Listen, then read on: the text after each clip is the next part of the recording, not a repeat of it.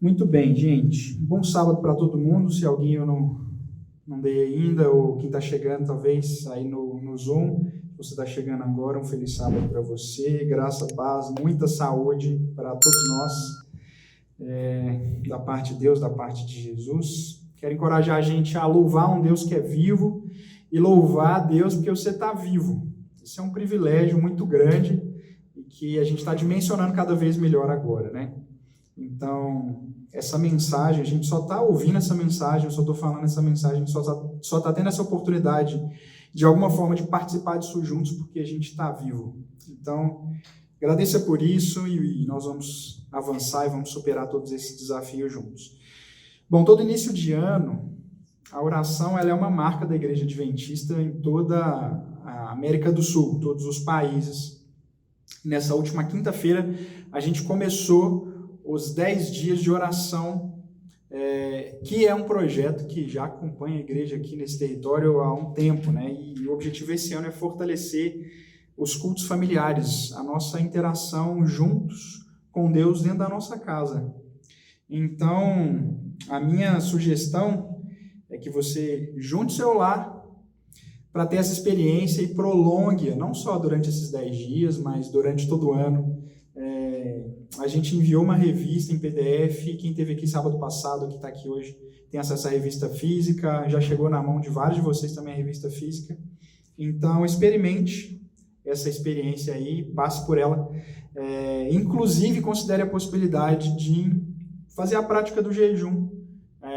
Muitos vão realizar hoje, outros vão realizar em algum momento durante a semana, mas associe esse momento, porque essas duas disciplinas espirituais, de oração e jejum, porque isso vai reforçar a nossa busca por crescimento espiritual que a gente já está vivendo, né? Afinal, hoje é o 4º episódio da série Respiração da Alma, que tem o propósito de fortalecer em algumas pessoas iniciar essa experiência prática da intimidade com Deus através da oração.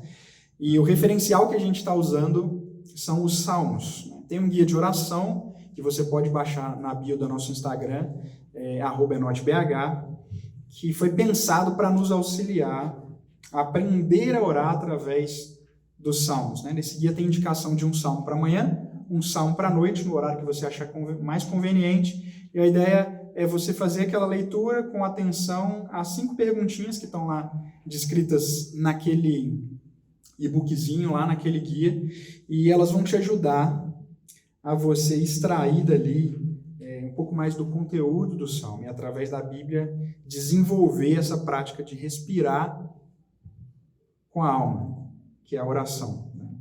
Aqueles que já estão passando pela experiência, que já viram, estão percebendo que os Salmos eles estão imersos numa realidade emocional muito intensa. Né? Eles não negam e eles nem se deixam dominar completamente pelas emoções, mas eles nos apresentam um panorama do que significa lidar com as nossas emoções diante de Deus. Então, ao invés de a gente ser tomado por um descontrole, ou então da gente negar que a gente passa por algumas emoções que às vezes a gente não gosta, a ideia é como que a gente lida com isso diante de Deus. Né? E o convite da série, o convite de todo esse movimento é para que a gente faça um exercício conjunto, igual a gente está fazendo aqui agora, de refletir em algum salmo como igreja, mas também a gente fazer esse exercício individual, né, com o guia. Então, aproveite aí. Nos 2 primeiros episódios, nós falamos sobre medo e sofrimento, no Salmo 3 e no Salmo 22, onde a gente aprendeu ensinos valiosos sobre esses sentimentos diante de Deus. Semana passada, a gente voltou a olhar para uma oração cantada, e a gente começou a perceber o que é cantar e orar ao mesmo tempo, mas não só como a gente aprende a orar e como a gente aprende a louvar através também dessas orações que a gente encontra na Bíblia, nos Salmos, e inclusive até como que a gente pode partilhar as boas novas enquanto a gente canta. Caso você tenha perdido algum desses episódios, você pode entrar no nosso canal do YouTube lá, EnotebH, e acompanhar tudo que a gente passou até agora. Hoje a gente vai para o Salmo 32 e nós vamos aprender sobre o que significa orar quando nós nos sentimos culpados. Salmo 32, salmo também de Davi. A culpa, ela também nos acompanha desde muito cedo. Afinal, tem aquele ditado, né? Errar é humano. Ou seja, é uma coisa da nossa natureza falhar e boa parte das vezes sentir culpa pelo que a gente fez de equivocado. Você lembra a última vez que você se sentiu culpado? Que você se sentiu pesado por causa disso? O que você faz normalmente quando você erra com alguém, com você mesmo, com Deus? E você está arrependido, mas você não sabe muito bem como lidar com isso. Quando você está naquela circunstância desconfortável, o que você costuma fazer? A vantagem em confessar depois de ter falhado feio, a melhor coisa é esconder, esquecer, deixar para lá. Bom, o Salmo 32 revela que ao confessar, Davi ele experimentou duas coisas que normalmente a gente não associa com confissão, que é liberdade e alegria, regozijo. Como é que é possível alguém expor o seu erro e sentir-se livre e alegre? Bom, a gente vai tentar ver um pouco sobre isso aqui, no Salmo 32. Vamos fazer a leitura. Na minha versão começa assim. De Davi, salmo didático. Bem-aventurado aquele cuja iniquidade é perdoada, cujo pecado é coberto. Bem-aventurado o homem a quem o Senhor não atribui iniquidade, em cujo espírito não há dolo. Enquanto calei os meus pecados, envelheceram os meus ossos, pelos meus constantes gemidos todo dia. Porque a tua mão pesava dia e noite sobre mim, meu vigor se tornou em sequidão e estio. Confessei-te meu pecado e a minha iniquidade não mais ocultei. Disse, confessarei ao Senhor as minhas transgressões e tu perdoaste a iniquidade do meu pecado. Sendo assim, todo homem piedoso te fará súplicas em tempo de poder encontrar-te. Com efeito, quando transbordarem, muitas águas não atingirão. Tu és meu esconderijo, tu me preservas da tribulação e me cercas de alegres cantos de livramento. Instruir-te-ei e te ensinarei o caminho que deves seguir. E sob as minhas vistas te darei conselho. Não sejais como o cavalo ou a mula sem entendimento, os quais com freios e cabrestos são dominados. De outra sorte, não te obedecem. Muito sofrimento terá que curtir o ímpio, mas o que confia no Senhor, a misericórdia o assistirá. Alegrai-vos no Senhor e regozijai-vos, ó justos, exultai, vós todos que sois retos de coração. O Salmo 32 pinta um quadro onde confessar é a chave para uma alegria, para uma vida de alegria e de paz. Como? O texto abre com uma expressão, você deve ter reparado, que é a expressão bem-aventurado. Em algumas versões, a versão é feliz, a expressão está descrita como feliz. Aliás, não é apenas o Salmo 32, mas todo o livro de Salmos que começa com essa expressão. Se você for lá no Salmo 1, você vai ver que essa é a primeira expressão do livro. Bem-aventurado, o feliz. Várias versões em inglês traduzem essa expressão como abençoado. Ser bem-aventurado é ser feliz e é ser abençoado. Qual que é o sentido dessas palavras exatamente para a gente no contexto ocidental que a gente vive? Então, para muitos, ser feliz e abençoado pode ser trabalhar pouco e ter uma alta conta bancária. O que é ser feliz? Para mim é isso daí. Para outros pode ser ter um corpo, um rosto perfeito e do seu lado ter um par com a mesma estética e você poder curtir aquela aparição e demonstração para os outros que vão te admirar. Para outros pode ser uma praia privativa com bebidas, drogas, mulheres ou homens, festas sem fim. Para outros, alegria, felicidade pode ser encontrar um refúgio sossegado na natureza, um lugar tranquilo, com a família e bons livros. Eu confesso que eu me identifico mais com esse ponto aqui, sou mais tentado a entender que a vida feliz é isso. E a gente pode começar a falar de várias versões do que é a vida boa, o que é ter vida feliz. Todavia, a ideia de felicidade no Salmo 32 foge um bocado dessas noções populares. Aqui, ser bem-aventurado, ou seja, ser feliz, ser abençoado, ter vida boa significa ser consciente de que você falhou feio e precisa ser e foi perdoado. Estranho alguém entender que isso é vida boa, mas é o que está sendo apresentado para a gente aqui. Já passou pela sua cabeça que a busca da felicidade começa com a compreensão dos seus defeitos de caráter, seus defeitos de atitude e culmina numa certeza de perdão. Pense em como deve ser a vida de alguém com plena consciência da sua culpa e também da sua absolvição. Esse tipo de realidade, ela foge dos conceitos superficiais de vida feliz, inclusive dentro do contexto religioso. Mas é o que está sendo apresentado para a gente. Porque, ao falarmos sobre culpa, existem duas tendências perigosas comuns. Por um lado, existem aqueles cristãos que se auto-excluem da mensagem. Provavelmente algumas pessoas estão ouvindo isso agora, possam até se reconhecer como pecadores, mas enxergarem-se também como pessoas muito boas. E sem necessidade dessa experiência de confissão, isso pode parecer para elas uma coisa que é uma mensagem provavelmente para alguém, mas para mim não. Então, essa tendência, ou quem está nessa tendência, costuma não olhar com profundidade e honestidade para dentro de si mesmo. Tendo muitas vezes plena certeza de que esses salmos de confissão, esse não é o único, tem outros, não são para eles. Existem vários pecadores na igreja que precisam de ler esses salmos, de passar por isso, mas com certeza isso não é para eles.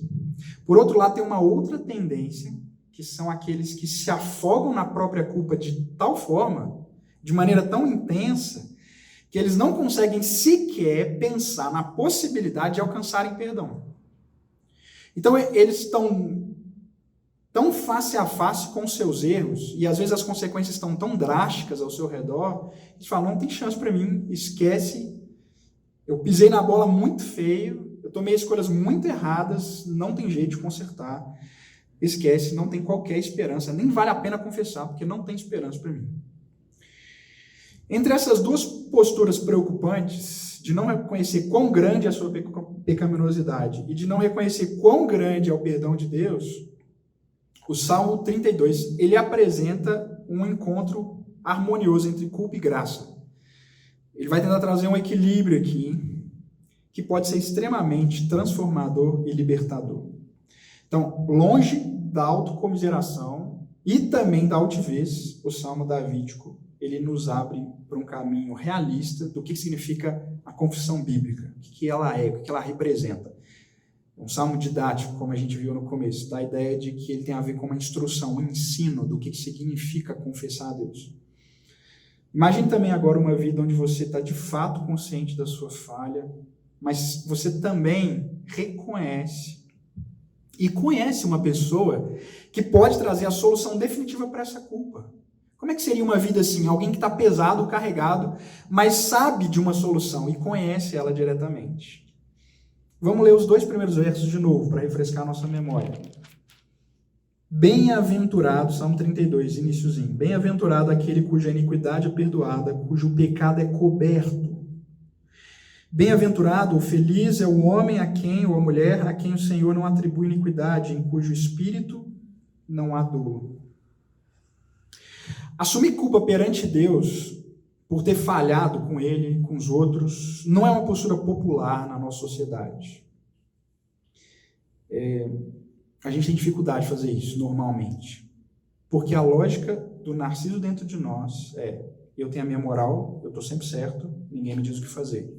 Essa é a tendência, especialmente da sociedade contemporânea. Todo mundo está errado, eu sempre estou certo. Eu nunca duvido de mim mesmo, o que eu penso é perfeito. Então, a dificuldade de lidar com críticas, com feedback no trabalho, em casa, nos amigos, pode ser um sintoma típico para nos ajudar a perceber que nós podemos fazer parte, mais do que a gente gostaria, de uma geração obcecada por si mesmo. Como é que você lida com o feedback da sua esposa, do seu marido, dos filhos, do colega de trabalho? Como é que a gente lida com crítica quando alguém fala assim, não foi legal isso que você fez, não é legal essa sua postura, o jeito que você age assim incomoda? Como é que a gente reage? Vamos pensar. Agora imagine qual que é o sentido de anunciar que pleno perdão está disponível para pessoas que não se sentem culpadas. Faz sentido? Para elas, provavelmente, não. Essa premissa básica do Evangelho parece ser muito estranha para quem está cheio de si. Então, quem está sempre certo precisa arrepender-se do quê? Para estes, Deus não lhes atribui iniquidade, é nada mais que a obrigação de Deus, que eles não falham. Então, a falta de autoconhecimento narcísica, essa compreensão de que a gente está sempre muito certo, realmente, na perspectiva do Salmo 32, elimina a vida, porque a vida começa, a boa vida, começa quando a gente reconhece as nossas falhas, os nossos erros, confessa e experimenta perdão. Essa é a perspectiva apresentada por Davi aqui. Bem-aventurado, feliz é aquele que teve a iniquidade perdoada, mas também aquele que teve o pecado coberto. Essa expressão que aparece logo no início. Pecado coberto. Isso te lembra alguma coisa? Pecado coberto. O livro de Gênesis, que abre a Bíblia, nos primeiros capítulos, conta que o Eterno criou o nosso mundo, definiu o que é bom, definiu o que é vida, e, influenciado pelo inimigo, a primeira mulher, ela duvida da fala de Deus e redefine o que é bom aos seus olhos. Você vai ler isso lá. Que ela redefiniu. A primeira coisa, o que Deus falou que era mal, ela entendeu que era bom, que era agradável. Essa é uma redefinição de percepção do que Deus falou que é bom. E aí, o que acontece depois? A primeira coisa, depois que a humanidade, ela e seu esposo falham com Deus. Abrem-se os olhos, envergonham-se por estarem nus, e então cobrem-se com folhas. Esse é um dos mais, talvez, profundos retratos da humanidade. Cobrir-se depois de errar. Vestir roupa é uma coisa que todo mundo faz, e parece ser bom isso mesmo. Mas o que existe de significado nesse ato de nós nos vestirmos? É uma das formas mais básicas de tampar algo em minha vida que eu não quero que os outros vejam. Por isso que a gente se veste. Mas esse hábito cotidiano que a gente faz todo dia, que a gente nem pensa para fazer mais, reflete algo que vai além do pudor. É uma imagem de quem somos nós. A exposição nos incomoda. E existem coisas em nós, além do físico, que são vergonhosas, que a gente não quer mostrar. O que te envergonha? O que você não gosta de olhar e não gostaria que os outros olhassem? Qual parte da sua vida real ou virtual, se exposta publicamente, num ecrã, numa tela, num vídeo, te deixaria embaraçado, se isso fosse exposto? Existe algo aí que você, nem mesmo você se sente confortável para olhar? O Dr. Edson Nunes, quando dava aula para a gente das matérias de Antigo Testamento, costumava dizer assim algumas vezes: se vocês soubessem quem eu sou de verdade, vocês não estariam aqui tendo aula comigo. E se eu soubesse quem vocês são de verdade, eu não estaria aqui dando aula para vocês. Infelizmente, nós não somos tão admiráveis como a gente gostaria de ser. A nossa alma não é só a nossa cara, tem rugas e manchas. E se a gente parar para pensar com um pouquinho de honestidade, a gente vai entender que isso é real. Salmo 32 diz: bem-aventurado o que falhou e foi perdoado. É bem-aventurada a pessoa que se conhece sem coberturas, está livre para não ter que viver se escondendo, porque ele foi coberto. Não é ele que se cobre, ele foi coberto. É sobre isso essa oração do Salmo 32. E se você se sente culpado, preso a esconder coisas, ou se compreendeu que precisa ser perdoado, a oração do Salmo 32 é também para você. Não é para mim. Continua assim a partir do verso 3. Salmo 32, a partir do verso 3. Enquanto calei os meus pecados, envelheceram os meus ossos, pelos meus constantes gemidos todo dia, porque a tua mão pesava dia e noite sobre mim. Meu vigor se tornou em sequidão e estio. Essa é a maneira que Davi descreve do que significa viver escondendo algo. A sensação é tão pesada que não suportamos viver sob essa condição, sob ela. Né? Eu lembro de um episódio, quando eu estava no prezinho, atual educação infantil, que sem autorização da professora eu peguei um dardo daqueles de brinquedo com ponta metálica.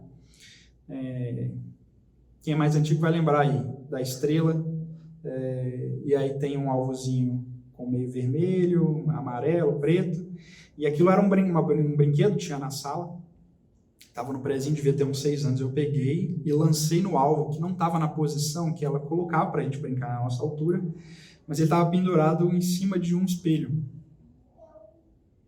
Vocês já podem imaginar o que aconteceu com a minha ótima mira de uma criancinha de 6 anos, porque eu trinquei o espelho imediatamente, na hora que eu mandei o dardo, e veio aquele traço de cima a baixo. E o que acontece nessas horas, né? Aquela sensação que a gente costuma chamar de peso na consciência. Se você já quebrou a vidraça da sua mãe depois de ter jogado bola dentro de casa e ela falado para não fazer isso, você sabe o que eu estou dizendo. Quando a gente percebe que nós fizemos uma besteira inevitável, esse desconforto, essa tensão toma conta da nossa mente. Né?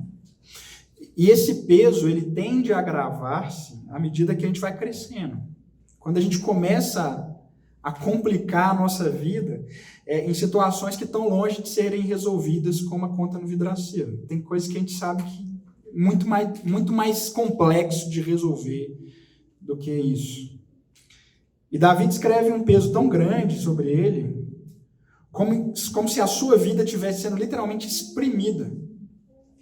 É como se ele fosse uma laranja esmagada até o último sumo. Essa é a sensação do peso de consciência por um erro que ele cometeu, que ele sabe ser significativo.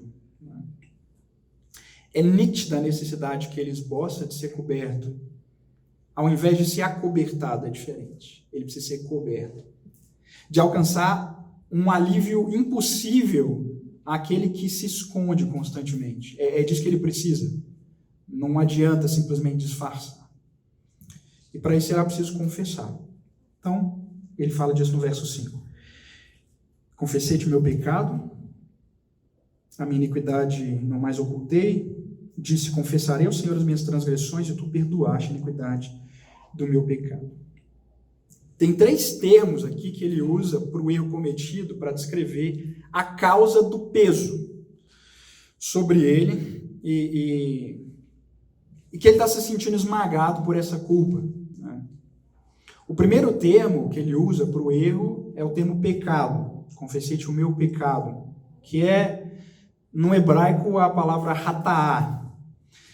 O sentido de hata'á é falhar, especialmente no campo moral.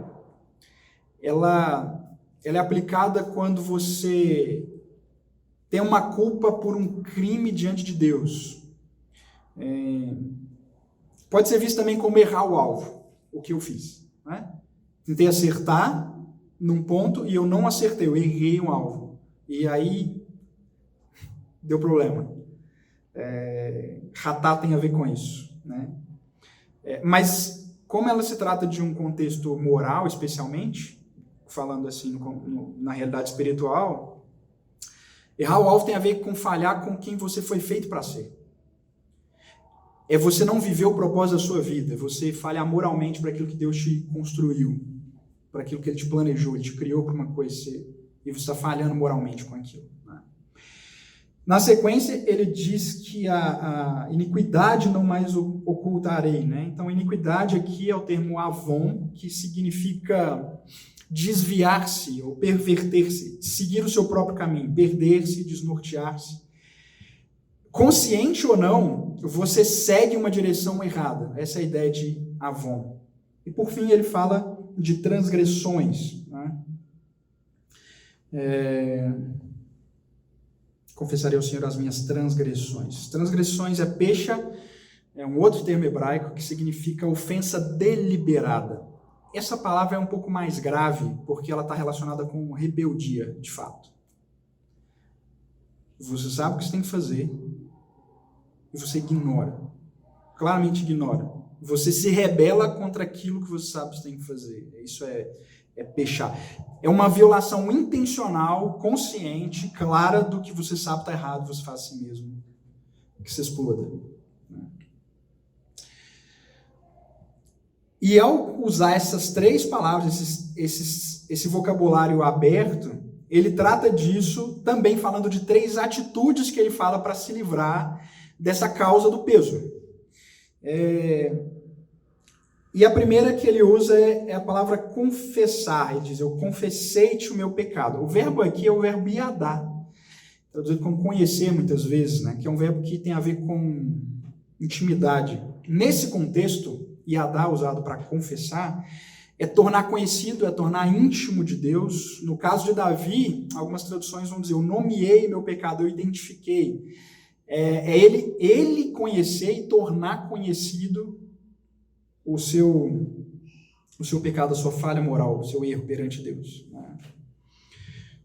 E aí a gente precisa se perguntar, quando a gente ora em confissão a Deus, né, a gente costuma dar nome para os deslizes? Ou a gente apenas ora assim, Senhor, perdoa todos os meus pecados? Tá certo que muitas vezes a gente não é completamente consciente de todos os nossos erros. Isso pode acontecer perfeitamente, mas alguns a gente sabe. Tem algumas coisas que a gente falha, que a gente erra, que a gente sabe. Tá muito nítido. E aí? Nós o identificamos, nós o reconhecemos, a percepção dele se torna íntima para nós e para Deus? É uma pergunta que a gente precisa se fazer. Na sequência, Davi fala não apenas que ele identificou o seu pecado, ele nomeou o seu pecado, mas ele não ocultou também a sua iniquidade, né? Ele não cobriu, ele expôs. Depois de identificar, de nomear a sua falha, ele admite que ele perverteu o caminho. Ele não dá desculpas, ele não se encoberta. Sabe quando a gente é pego numa situação meio embaraçosa e a gente fala, não, mas porque não, mas é assim, a ideia não é porque a intenção era essa, é porque não. O que Davi está dizendo é que ele não tomou esse caminho, ele não encobriu. Ele falou, não, é isso mesmo, foi uma falha, foi um erro. Eu desviei do caminho, eu devia ter ido por aqui, eu não fui, eu fui para o lado de cá. Talvez essa seja uma das atitudes no processo da confissão mais difíceis para nós. Nós pararmos de nos esconder de nós mesmos e de Deus, principalmente, mas até, por vezes, de outras pessoas ao nosso redor, de que a gente está seguindo um caminho corrompido, diferente daquilo que a gente devia fazer. Né? Talvez pareça mais fácil ver o caminho errado, o fulano está indo por um lugar, mas do outro. Agora, olhar para a gente e ver que o nosso caminho está ruim pode ser mais complexo. E, por fim, depois desse caminho, ele fala de confessar de novo, na minha versão, mas é um outro verbo no hebraico. O verbo iadá também tem a mesma expressão, mas iadá é um pouquinho diferente, é quase igual, mas tem uma palavrinha, uma letra no final que é um pouquinho diferente. E esse verbo usado aqui tem a ver com lançar. E ele é aplicado para dar louvor. Sabe a ideia de confessar a Deus como seu Senhor, ou confessar que Deus é criador, que Ele é redentor? Esse verbo é usado para isso, para essa ideia de confissão. Né? Ou seja, ele está ligado com anunciar uma verdade. Você lançar uma verdade, você discorrer sobre ela, você declará-la. Né? Então, no contexto da confissão, iadar aqui significa dizer a verdade a respeito do que eu fiz. Confessar é ser honesto a respeito de quem Deus é, mas também é ser honesto a respeito de quem eu sou. E nesse caso, ele usa esse verbo para ser verdadeiro em relação à sua rebeldia.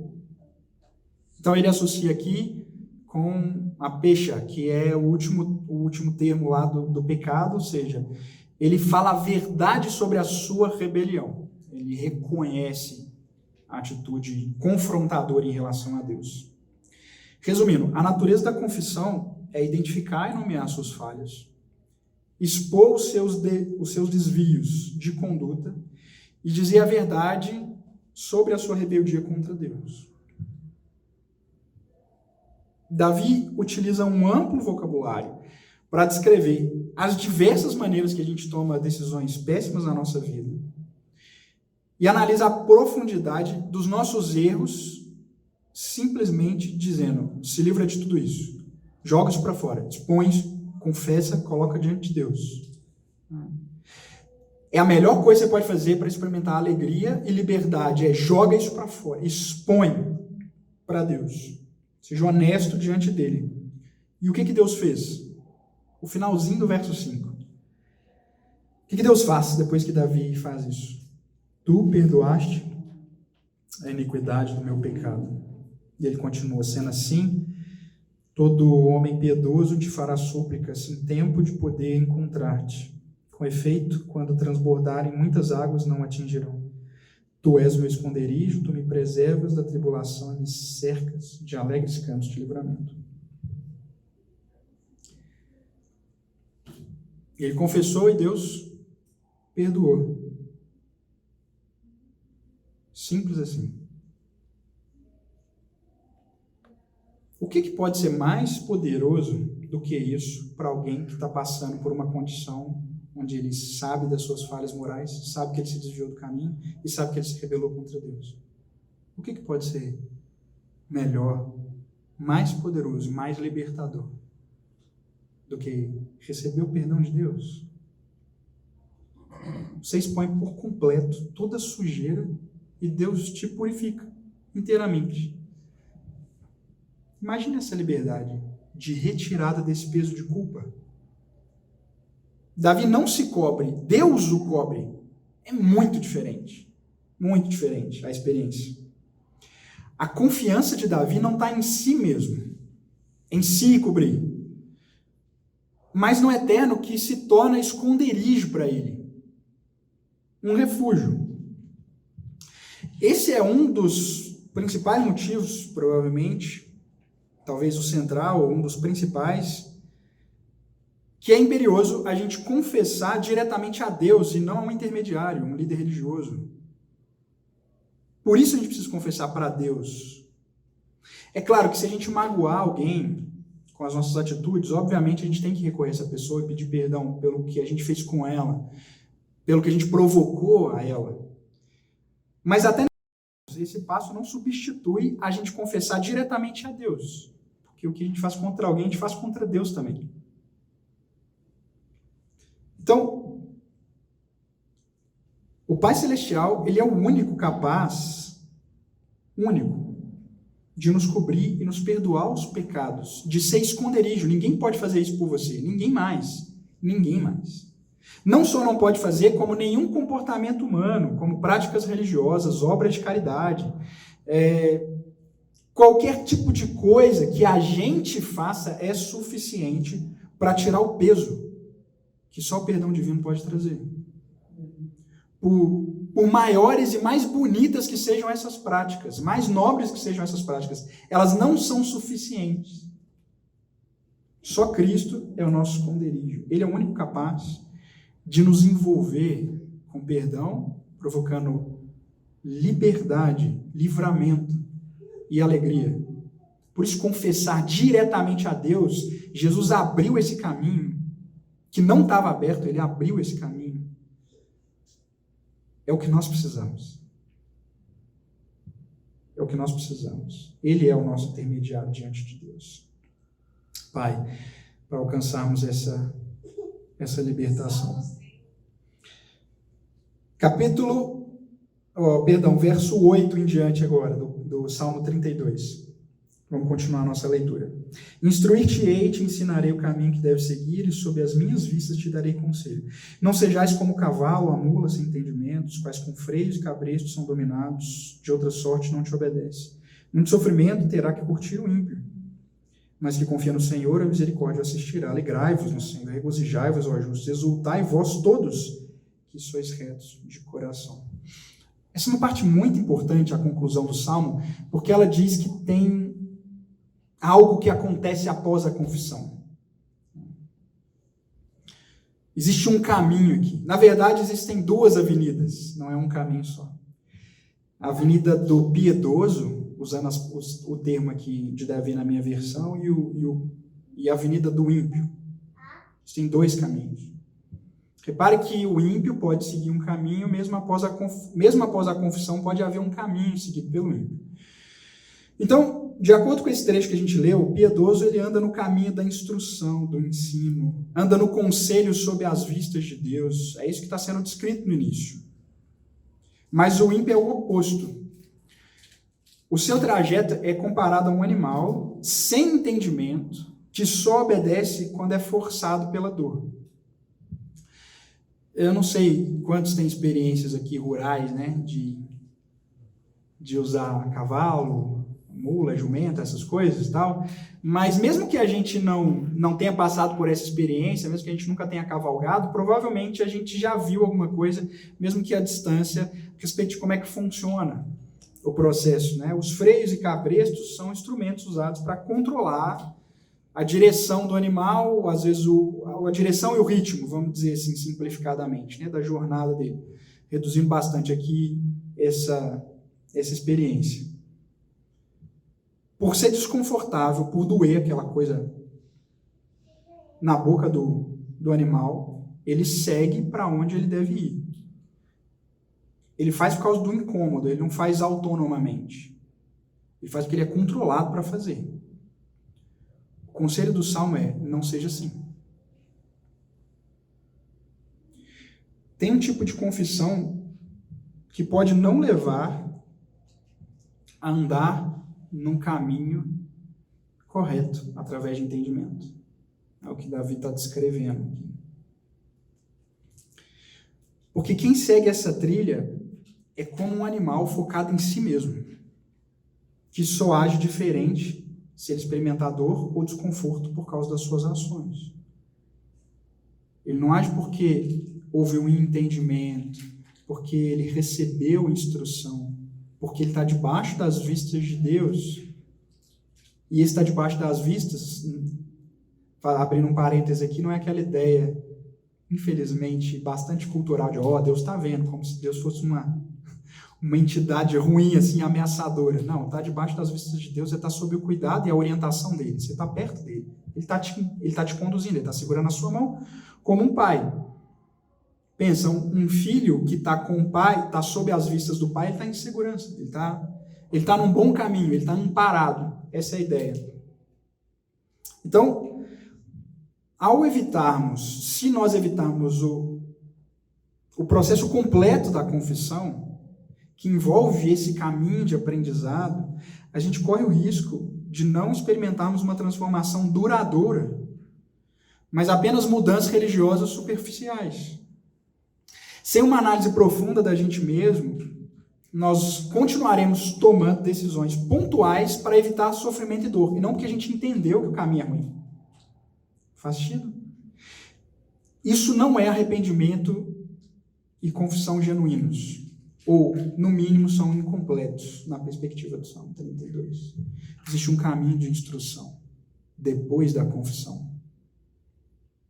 E aí a gente precisa perguntar, por que eu vivo como eu vivo? Por que eu tomo as decisões que eu tomo? Por que o caminho que eu escolho é o caminho? Seja eu consciente que ele é o melhor ou não. Seja eu consciente de que o caminho é um caminho pervertido, transviado, ou é um caminho adequado? Por que eu vivo como eu vivo? Por que eu escolho o que eu escolho? Por que muitas vezes eu penso que ter relacionamentos fúteis e superficiais são melhores do que ter compromisso com alguém? Porque eu imagino que ter dinheiro fácil, às vezes desonesto, é melhor do que trabalho duro. Por que a vida boa pode ser maratonar séries ao invés de refletir na palavra de Deus? Por que eu tomo essas decisões e penso nisso?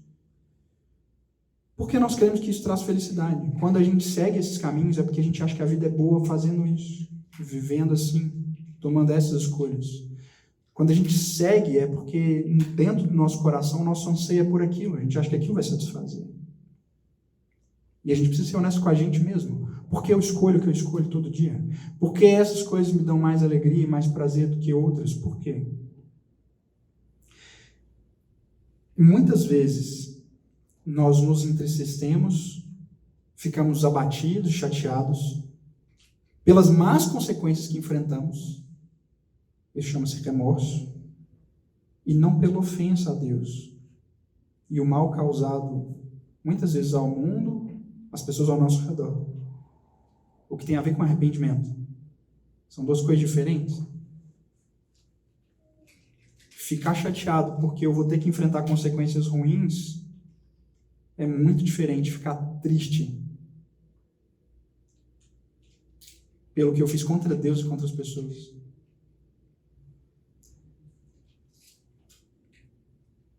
Uma é egoísta, a outra é altruísta. E porque os comportamentos, as atitudes que advêm dessas duas perspectivas podem ser semelhantes, muitas vezes a gente se engana vivendo uma vida achando que ela é uma vida cristã, achando que ela é uma vida com Deus. Mas não estamos. E muitas vezes as pessoas passando por isso, elas podem chegar aqui, não, eu já tentei esse negócio de Bíblia, de igreja e tal. Eu falo, não, amigo, você não passou por uma experiência que vai além de uma vida religiosa superficial e vazia.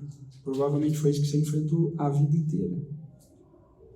No fundo, o lamento é egoísta. A dor é por você mesmo. Assim como ocorreu comigo durante longos anos. É possível a gente viver participando de atividades religiosas, pertencendo a uma igreja, e nunca ter reconhecido e chorado pelos seus pecados. Confessado, seriamente, e encontrado perdão, e entrado num relacionamento real, verdadeiro com Jesus, e ser aberto para uma transformação completa do Espírito Santo, que, é claro, vai ser terminada quando Jesus voltar apenas, mas ela começa aqui. E eu quero convidar a gente para pensar com seriedade nisso. Porque às vezes as nossas frustrações com Deus não são com Deus, mas são com a gente mesmo. Porque a gente evitou de trilhar esse caminho. A gente evitou de passar pela experiência da confissão, de reconhecer, de olhar sem máscaras para a gente mesmo e chorar e lamentar. Mas não só isso. Encontrar o abraço de Jesus. O pleno abraço de Jesus que nos restaura.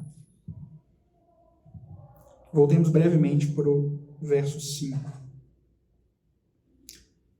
Ele confessa, não encobre. Ele confessa e Deus perdoa.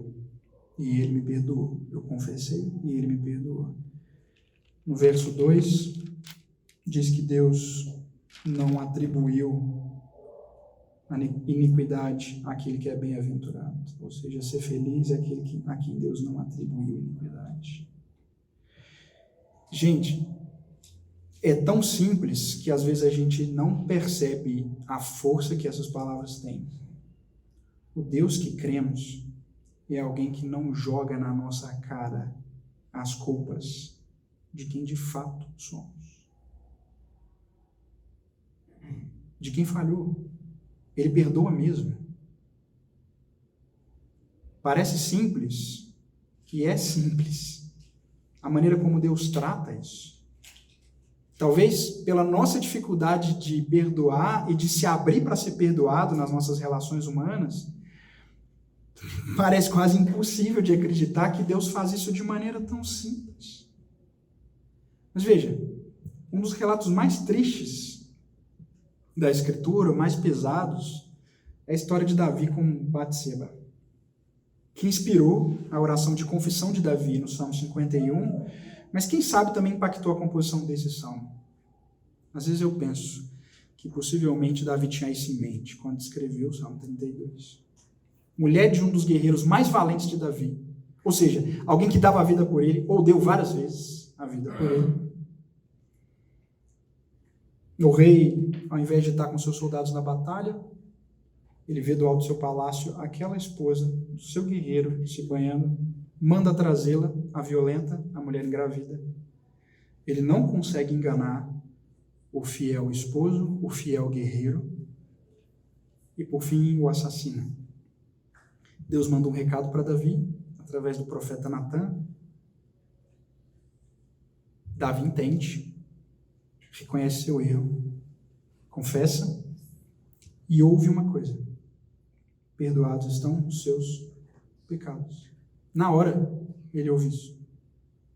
Não quer dizer que ele não teve consequências, mas é o que ele ouviu na hora. Perdoados estão os seus pecados.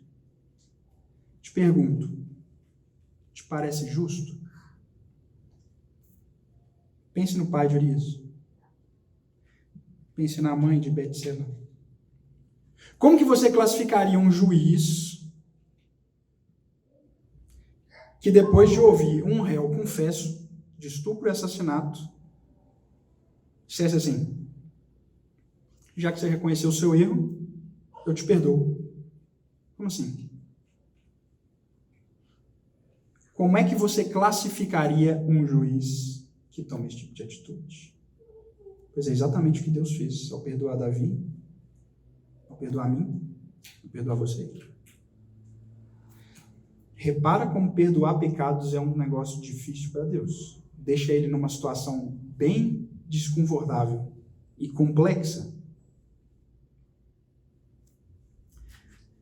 Porém, Deus, ele não varre a poeira para debaixo do tapete.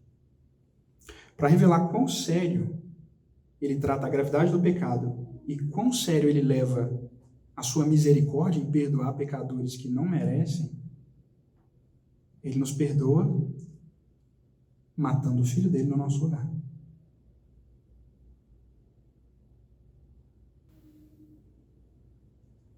Você vai ter o alívio, a libertação e a alegria que você precisa. Mas eu não vou te cobrir do nada. Tem uma cobertura aqui. Essa cobertura é meu filho. Vamos ler um último verso que está no Novo Testamento, 2 Coríntios, capítulo 5, verso 21. Se você quiser depois ler em casa mais detalhes sobre essa ponte que a gente fez aqui agora, em Romanos capítulo 3, no finalzinho, verso 23 a 26, pode ser interessante. Mas agora a gente vai focar em 2 Coríntios capítulo 5, verso 21. 2 Coríntios 5, verso 21. Eu quero ler esse verso. Diz assim: aquele que não conheceu o pecado, ele o fez pecado por nós, para que nele fôssemos feitos justiça de Deus. Queridos, a base da confissão cristã não está no quão arrependido eu estou, quão pesarosa foi a minha dor, e nem na fé que eu tenho para confessar e alcançar perdão, embora essas coisas tenham sua importância. A base é unicamente o que Cristo fez e o que eu nunca poderia fazer por mim mesmo. O texto é claro em dizer que nele fomos feitos justiça de Deus. Nele, não tem um outro jeito, não tem um outro caminho. O único jeito de experimentarmos cobertura pelas nossas falhas não é a gente tentar consertar. E nem a gente calcular o quão perfeita vai ser a nossa confissão. Não é. É reconhecer simplesmente que a gente errou e reconhecer que o perdão dele é suficiente. Que nele nós somos feitos justiça de Deus. Nós só podemos seguir um caminho depois da confissão porque o juiz que nos absolve, ele trilhou uma estrada apertada demais para a gente passar. Né? Cada um de nós lida com a sua culpa. Ou com as suas culpas, que nos afligem hora ou outra, ou às vezes durante longos períodos. Cada um de nós tem algo, ou às vezes muitas coisas, mais do que se envergonhar num passado recente ou num passado distante. Aquilo que a gente esconde, que a gente não quer que ninguém veja. A questão que o Salmo 32 nos abre é como que você vai lidar com isso? Como que você está lidando com isso? E Davi nos abre um caminho aqui de alegria, de liberdade, através de confessar, de receber o perdão, de experimentar um caminho de instrução em Deus. Concluindo nossas reflexões de hoje, eu queria destacar com vocês 3 pontos para a gente fechar.